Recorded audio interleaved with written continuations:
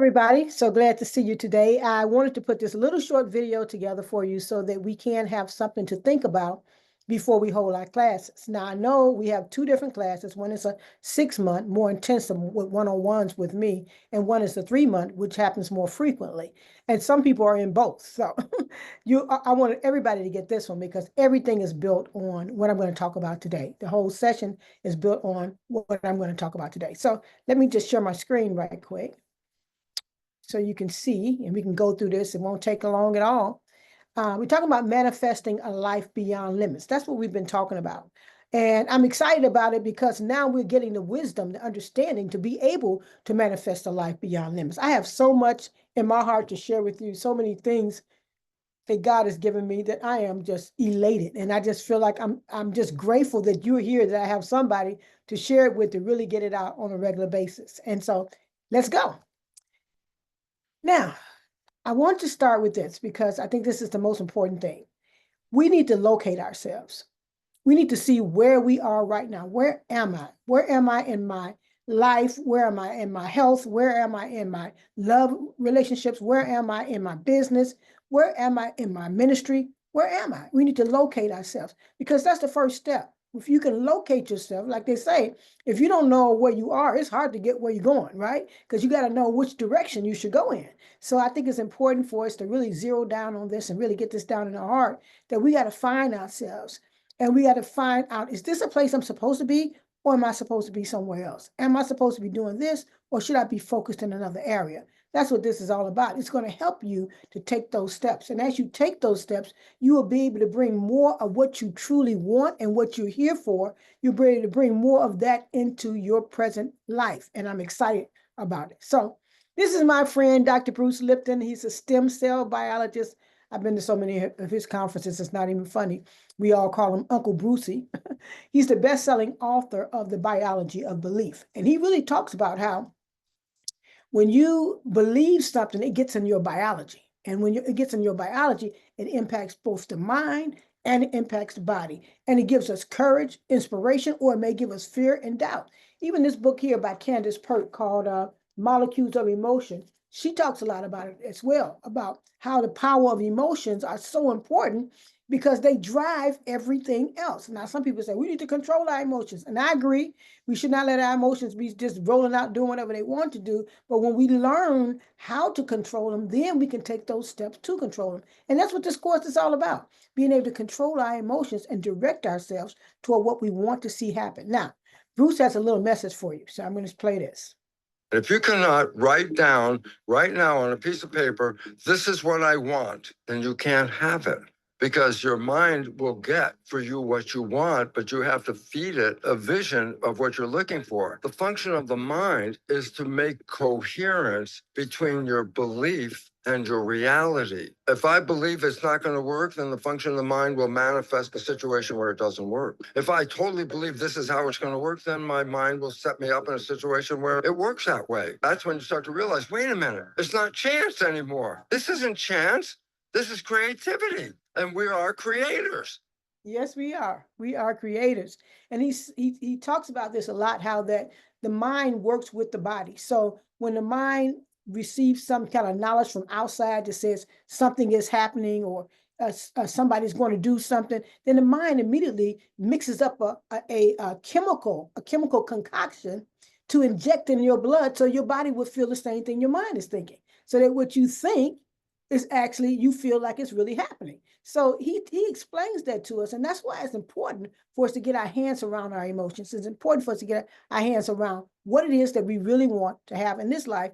And also what is that we were meant to do here and how can we do it? That's what we're going to talk about. If you cannot write down.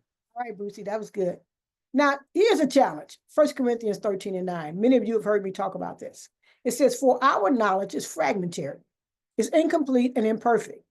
And our prophecy, our teaching is fragmentary, incomplete and imperfect. Not only is our knowledge fragmentary, but they said even our prophecies is fragmentary in 1 Corinthians 13:9.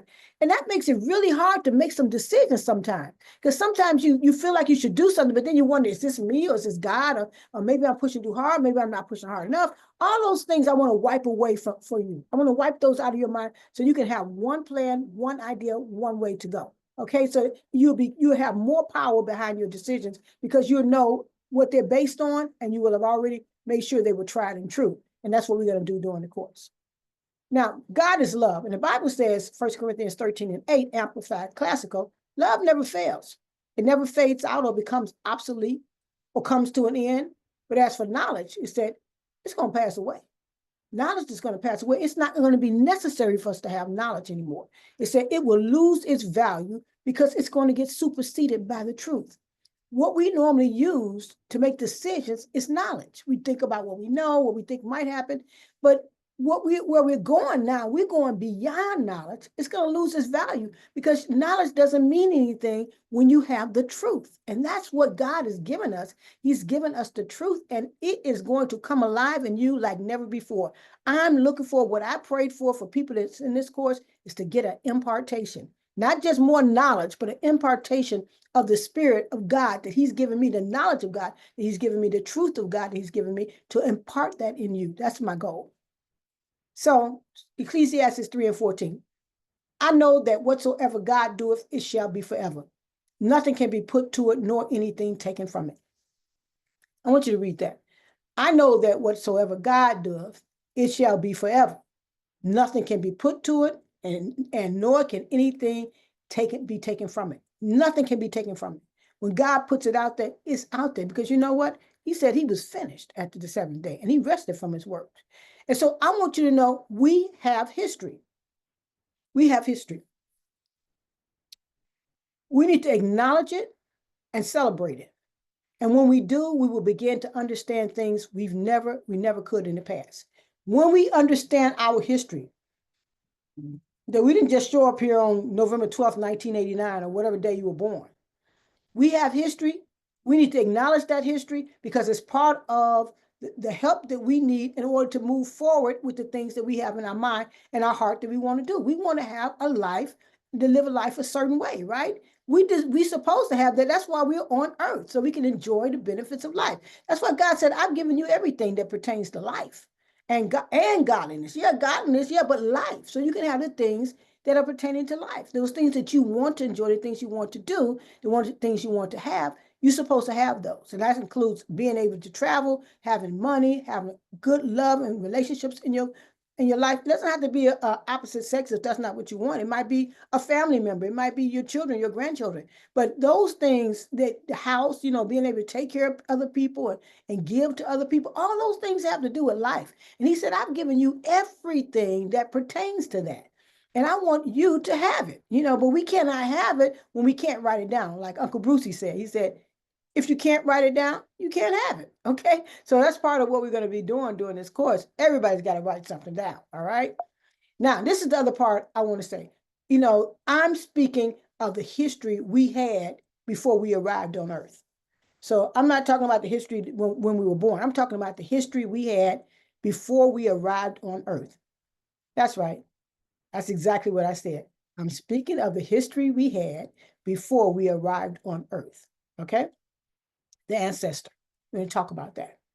God said, let us make man in our image and in God's likeness. Genesis 2:26-28 is paraphrased, broken up a little bit, but that's what it says. And it's to carry our core attributes, our qualities, our characteristics, so that the image and the likeness they reflect will be ours. That's what the Bible is saying. I want to make you man in my own image. He said, I'm making him in my likeness because I want him to carry my core attributes, my qualities, my characteristics, so that the image and likeness that they reflect to everybody else will be God's image. Now, that's what God wanted from the very beginning. And you see in St. John, the 17th chapter, it's close to the end, the second half of it, where Jesus is praying. And He's saying, Father, I'm not praying for the world. I'm praying for these people right here. They hear me, and those that hear them. I'm praying for them. He said, I'm praying that they all may become one with us. As I am in you and you in me, that they would also become one in us. So that the glory I have, the glory you gave me, they'll have that glory too. Walk in that same glory, walk in that same image, walk in that same likeness. He said, that's what I want. Because just because we were born, didn't keep us in the image of God. Man failed. We all know the scriptures. man failed and they ended up getting kicked out of the garden. And then at one point, God said, you know what, I'm not going to always strive with man because he is also flesh. Because he began to marry the daughters of men. You know, he said, sons of God began to intermingle with the daughters of men, and they produced all these children. And then God said, I'm not going to always strive with them. I'm not going to always fight with them to try to get them to do right. He said, because they are also flesh, which means they were divine, and then they added flesh on. So we have to understand that when he said to carry our core attributes, our qualities, our characteristics, he was talking about the image and likeness of him, not this image and likeness of the daughters of men or of the flesh, but the image of him. And we got to get back there. And I'm going to help you see the way to get there. And it's so simple because the kingdom of heaven is already inside of us. Isn't that big? That's really big. Okay. Now, here, listen to this. Our DNA matches one ancestor. The science of DNA shows that all modern human groups trace back to a single lineage. So now it wasn't always like that. At one time, there were like 3 different humanoids on Earth. The Neanderthals and the Denisovans and the Homo sapiens. They were 3 different humanoids, 3 different people, you know, that were human, but they weren't in the image. All 3 of them were not in the image or likeness of God. Didn't have that in them. If you remember, I believe that was Isaac that was dying. Not Isaac, but Abraham, who told his servant, "Promise me, give me your oath that you will not let my son marry none of these women. Go to my father's house and get, you know, one of my nieces or somebody to bring back here for my son." Because he knew if they intermingled with them, they were going to be like them. They were going to have that in their DNA. And right now, 6% of out of the Asians right now have 6% of Neanderthal in them. When you look at their DNA, it's not all Homo sapien. Same thing with Europeans; they have 1 to 2% Neanderthal. Black people have mostly none. Okay, but we are mixed with Europeans, so we have to keep that in mind. We're mixed with other races, so we keep that in mind. But Africans have almost 0. Okay, so all modern human groups trace back to a single lineage. How did that happen? That happened because all of the other humanoids disappeared in the last 40,000 years. It could be because the Homo sapiens were stronger, wiser, and were able to deal with, you know, challenges better. And so therefore they were able to live while the other ones end up dying out. But about 40 to 70,000 years ago, they all disappeared. No more Denisovans and no more Neanderthals. All we have is this one human, this one group left, and that's the Homo sapiens. And the Bible says that God, when God made us in his image and his likeness, he made us like him. And that we didn't become part flesh until we intermingled with the other people, right? So it says all modern human groups trace back to a single lineage, supporting the existence of a shared maternal ancestor. The timeline of our ancestor Eve. Now, this is straight out of science, not something I made up. Based on mtDNA studies, mitochondrial Eve, which is what they're talking about, is in the cell. In our cells, we have a mitochondria, and that's what energizes our cells.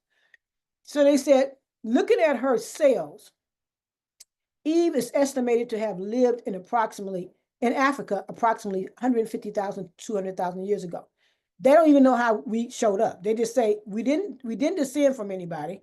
You know, we don't have descendants before that time. We just appeared, and they don't know how we appeared or why we appeared. I'm talking about Homo sapiens, these people with this advanced knowledge, being able to think, build, and create. Those people, that's what I'm talking about. So he said, before you were born, I knew you. Because, you know, we said, let's celebrate our history, right? And then once we start celebrating and bring it into our understanding and our consciousness that all this happened, then we'll be able to graduate and we'll be able to take ourselves to the next level. Before you were born, I knew you. He said, before I formed you in the womb, I knew you. Before you were born, I set you apart. I appointed you as a prophet to the nations. That's Jeremiah 1:5. Now we go on to the next thing. He said, Levi paid tithes 3 generations before he was born to Melchizedek. That's what the scripture says. He says, but we can say that when Abraham paid Melchizedek 1/10, then Levi also paid it. Levi was not yet born yet, but he already existed in his ancestor Abraham when Melchizedek met him. That's Hebrews 7:9-10, the easy to read version. It's saying here that Levi existed. He had not been born yet, but he was still in Abraham's loins, in his body, still in his body. So at that time, whatever Levi did, I mean, whatever Abraham did, Levi was doing. Whatever Levi did, Isaac was doing. So let's look at this, take it a little further. Therefore, what Abraham did, Levi did. Though Levi himself still had to travel from Abraham's loins to Isaac's loins to Jacob's loins into and out of the womb of Leah before he could utter his first cry. But yet he had already paid tithes. Everything that Abraham did, Levi did. Everything that Abraham's father Terah did, Abraham did. Go all the way back, Nahor, all the way back to Adam. They're descendants from Adam, right? We can trace the lineage of Abraham to Adam. Everything Adam did, Abraham did. Everything Abraham did, Levi did. And everything Levi did, we did. We've always been here. And if we understand that, that can open our mind from this little shattered world they put us in that tells us this is as far as we can go because there's jagged edges all around us. We can't go up, we can't go out because they all got this all covered. When we understand we've always been here, then we can pull on knowledge from the past. We can pull on strength from the past. We can pull on information and wisdom from the past. And we get that wisdom out of our heart by engaging the heart. And we're going to do a whole lot of that while we're here. Now, this is what the scripture says. As we are made in God's image and his likeness, for as much then as we are the offspring of God, and all of you are children of the Most High, Psalms 82:6, and I have said you are gods, be ye therefore imitators of God as dear children. Now you say, how can I do that? How can I be an imitator of God? I don't even know how to imitate God. I'm barely able to do what I'm supposed to do. Well, the whole thing is that when our consciousness gets expanded, we'll be able to see those things. And that's what this course is all about. This course is something you're not going to get anywhere else. Nobody else is teaching this the way that I'm teaching it because this has been given to you. This message has been sent for you. We have to become imitators of God. So therefore, we don't think that a job gets us what we need. We don't say, oh, I just need a job and then I can get everything I want and go from morning to work to lunch, work, dinner, bed, morning, work, lunch, work, dinner, bed, over and over and over again until you die. You know, have some children in the middle and then get old and die. That's it. No, that's not it. That is called the journey of the broke. And that is not imitating God, right? Now, am I saying you shouldn't have a job? No, I'm not saying that. I'm saying, but don't think a job is what's supplying all your need because it is not. It's something for you to do. You're having an earthly human experience down here. And part of that is working. You know, you may not work for somebody, you might work for yourself. Or you might work a job where you have time freedom. You may work a job where you don't have any time freedom at all. Just everything you got go to them. You can change all of that to whatever you want it to be when you make the decision that that's what you want to do. We have to understand we are not like the people of the world where we got to fight to get what we want or beat something into shape, you know, like an anvil, he's beating this metal into shape, or dig, we got to dig and work hard, or we got to hack our way through all that stuff. If you're thinking you got to hack your way through, that's what your body, your mind is going to say, oh, you need to hack your way through. Let me mix up a neurochemical concoction and inject it into your blood so you can really feel it. And then all of a sudden you really feel it. So next thing you know, you are blown up. This ain't right. What we gonna do? This is what, and that's not even the way God operates. And he said, be ye imitators of God. And that's where we're headed to here. Now, talking about a life beyond limits, Genesis 11:6. And the Lord said, if as one people speaking the same language, they have begun to do this, then nothing they plan to do will be impossible for them. When you align your words, your thoughts, your visualization, your imagination, and your feelings into one, nothing's impossible to you because you're God's. You're made in the image of God. You are the offspring of God. But as I said earlier, what do you say? Who do you say you are? Because who you say you are is what matters. Part of this course is helping us to move beyond what we have established as truth in the past. Really, it's knowledge, but we call it truth. It's knowledge. That knowledge must be superseded now. It's time for it to be superseded by the truth. Okay? Time for it to be superseded by the truth. Now, let's talk about the Perion. What is the Perion? The Perion is the sacred force of divine intention that has always resided within us. It's just sitting there, waiting for a demand. The sacred force of divine intention. God's intention for you is sitting inside of you. When he made you in his image, his likeness. He made you, he put his divine intention in you And so that you could have the force, the power you need to do things that are beyond what many people believe are available to us. It enables us to know God, because without that sacred intention, that divine intention, we wouldn't even know God. God lets us know him. It teaches us how to rise above the limitations of humanity. So humanity has imposed limitations on us. You can't do this, you don't do this, you can't go here, you can't make that, you can't. They have all these limitations. We are to rise above that and beyond it, and we do that by the sacred force of divine intention. That's what knocked those Jericho walls down to the ground. I'm telling you, the sacred force of divine intention. God's intention was for the children of Israel to walk through that space and go over there and bring Jericho under subjection.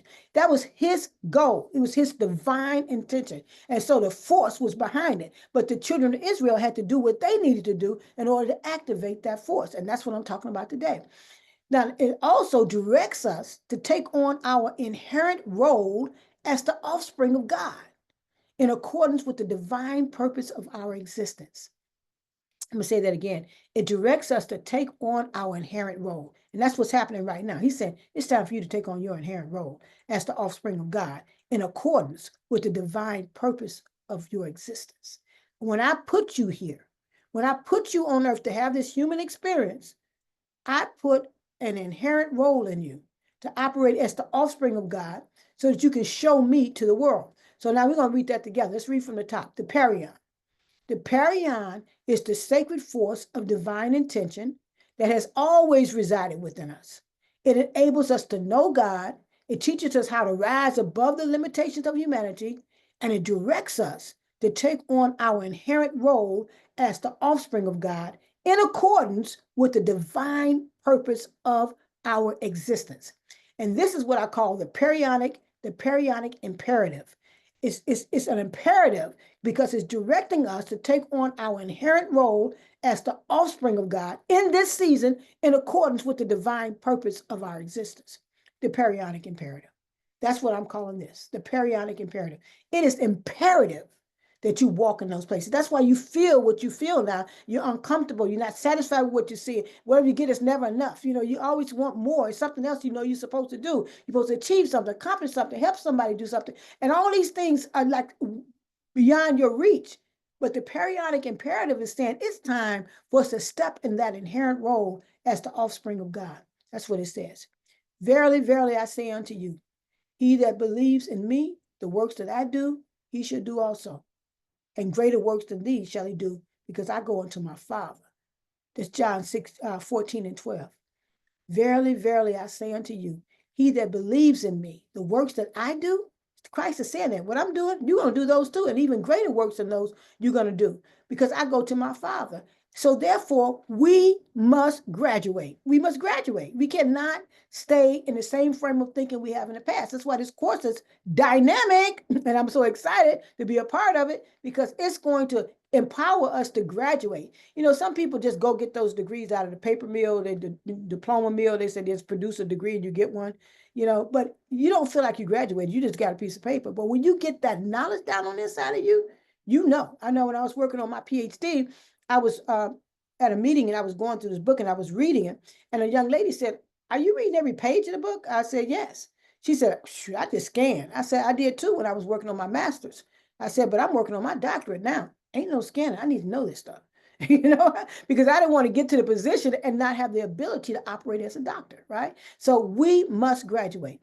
So in order to graduate, we have to understand that our mind is so important, because our mind is the one that's making the concoction, our brain, that's stirring up this concoction based on what we feel. What our mind say we feel, what we think is happening, our brain then gets this neurochemical concoction, you know, it's like adrenaline and norepinephrine, dopamine. Oh, you're gonna get something really good. Let me mix you up some dopamine and some adrenaline so you can go get that. And then it injects it into your bloodstream, and you start really feeling that you really want it. Same thing with fear. Fear comes, cortisol comes, you know, norepinephrine comes. It's all right, okay, it's cortisol, it's gonna cause stress. It's stress. We got to put stress in the body, make the body stress. And so then the brain injects that into our bloodstream, and we start stressing. Our whole body stress, our mind. Not only do we feel it, we think it because we saw it, but we start feeling it all through our bodies.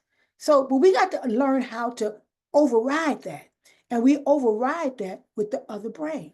And that's one of the things we're going to really start engaging, the other brain. The other brain is the heart. Scientists found 40,000 brain neurons in the heart, right up here at the top, right up here at the top. 40,000 brain neurons located in the heart.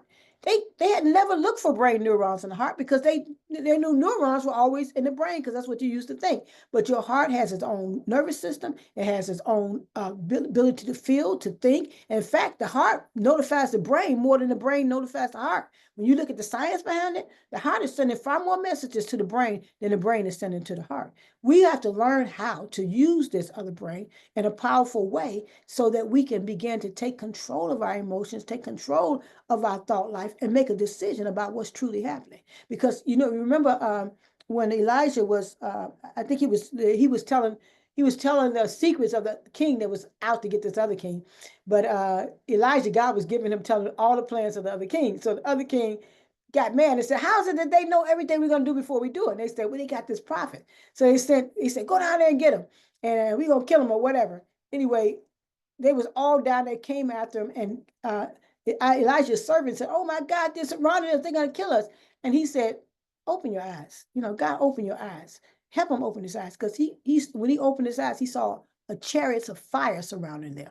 They were never by themselves. But when you feel by yourself, your brain will make a concoction. You are by yourself. You can't do this. There's no way for you to, oh my God, you need to just forget about it. It's terrible, scary. And then mix that concoction up. Oh, let me give you some cortisol. Let me give you some adrenaline. Let me give you some, these different things that cause your body to react in a different way. In fact, when that happens, it shuts down your immune system, your digestive system, all that shuts down once you start thinking like that. Because your brain has told your body, we're in danger. So what happens? It shuts down the immune system, the digestive system, and then what it does, send all the blood to the arms and legs, because they say, you got to run, you got to fight, you got to do something to take care of this, because there's no way for us to survive this. And then you in that mindset, your body, your heart, your body is suffering because it doesn't get the oxygen it needs from the blood.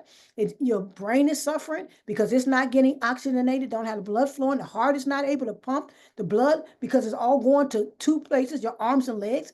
That's got to change. Because if we are God's and we are to become imitators of God and we are to take on our inherent role as the offspring of God, we have to turn that off. That means knowledge got to be superseded by truth. And that's what this is all about. Okay? Psalms 82:6. I have said you are God's. Your values matter. Your values matter. Your thoughts matter. Your words matter. Your imagination matters. But nothing matters more than your values. And that's why I want you to take the time and figure out your 3 primary values. So you can write down 10 values, 15 values, however many you want to write down. These are my values. Then I want you to go back through them, and we're going to talk about 5 of them when we get on our call. But our goal is to get down to 3, because those are where your power sources lie. The thing that gives you the ability to do things that you otherwise wouldn't be able to do when people tap on your values. Now, if somebody broke in your house and you were scared and you in the house with your kids and you were going to run out, you may have just run straight out the house, but you value something in that house. So you're not going to just run straight out the house. You're going to get your kids. You're not going to just escape because it's a fire. I'm going to escape. It's a fire. You're going to go and see if you can get your kids, right? Because you value them. That gives you the unction, the power, the drive to do something beyond what your brain and this concoction had injected in your blood, your values. So we're going to get down to that. We're going to get down to that. And that's what we're going to be using to guide us along the way, okay? Our values matter. They're the most important things. They direct your thoughts. Well, they'll stop your thoughts in this track. It'll stop your words in this track, and it'll stop your imagination in this track when your values rise up to the forefront. So 3 of my most sacred values, we're going to call them sacred, because these are the values that you're going to be willing to fight for to keep. You don't want to live without them, and you feel like your life wouldn't even be what it could be, or worth living without them. So you're willing to fight and possibly even die to keep those values. That's what I want from you. I want you to dig down and get that. That's why I'm doing this early, because we don't have a lot of sessions.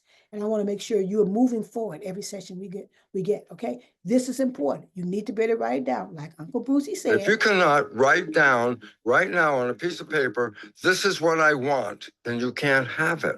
Because your mind will get for you what you want, but you have to feed it a vision of what you're looking for. The function of the mind is to make coherence between your belief and your reality. If I believe it's not going to work, then the function of the mind will manifest a situation where it doesn't work. If I totally believe this is how it's going to work, then my mind will set me up in a situation where it works that way. That's when you start to realize, wait a minute, it's not chance anymore. This isn't chance.